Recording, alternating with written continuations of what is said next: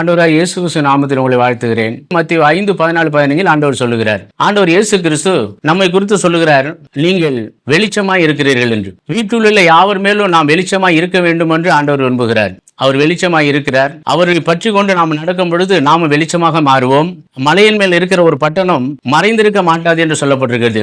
ஆண்டவருடைய வார்த்தை ஒரு நாளும் மறைந்திருக்காது. அது அதிகாரம் உள்ளதாய் வருகிறது. அதை விளக்கை கொளுத்தி மரக்காலால் யாரும் மூடி வைக்க முடியாது. ஆண்டவருடைய வார்த்தை உண்மை உள்ளது. ஆண்டவருடைய வார்த்தை ஆத்மாவை உயிர்ப்பிக்கிறதா இருக்கிறது என்று பார்க்கிறோம். அப்படியாகவே விளக்கு தண்டின் மேல் வைப்பார்கள் என்று பார்க்கிறோம். அது வெளிச்சம் கொடுக்கும்படியாக அந்த வார்த்தை நமக்குள் இருக்கிறது. அந்த வார்த்தை நாம் அவர்களுக்கு சொல்லும் பொழுது அந்த வார்த்தை வெளிச்சமாகவும் ஒளியாகவும் இருக்கிறது என்று பார்க்கிறோம். அது வீட்டில் யாவருக்கும் அது வெளிச்சம் கொடுக்கும் என்று நாம் பார்க்கிறோம். ஆகையினால் நாம் உலகத்துக்கு ஒளியா இருந்து ஆண்டவருடைய வார்த்தையை சொல்லும் பொழுது நாம் எந்த இடத்திலும் மறைந்திருக்க வேண்டிய அவசியமே இல்லை. உண்மையை சொல்லுகிறோம். சத்தியத்தை சத்தியமாய் சொல்லும்படிய தேவன் நம்மளை ஏற்படுத்தியிருக்கிறார். நாம் உலகத்துக்கு வெளிச்சமாய் இருப்போம். மலையின் மேல் இருக்கிற பட்டணமாய் இருப்போம். விளக்கை கொளுத்தி மரக்காலில் மூடி வைக்காமல் அந்த விளக்கை நாம் எரிய விடுவோம். ஆண்டவருடைய நாமம் மகிமைப்படும். ஆண்டவர் உங்களை ஆசீர்வதிப்பாராக. ஆமென்.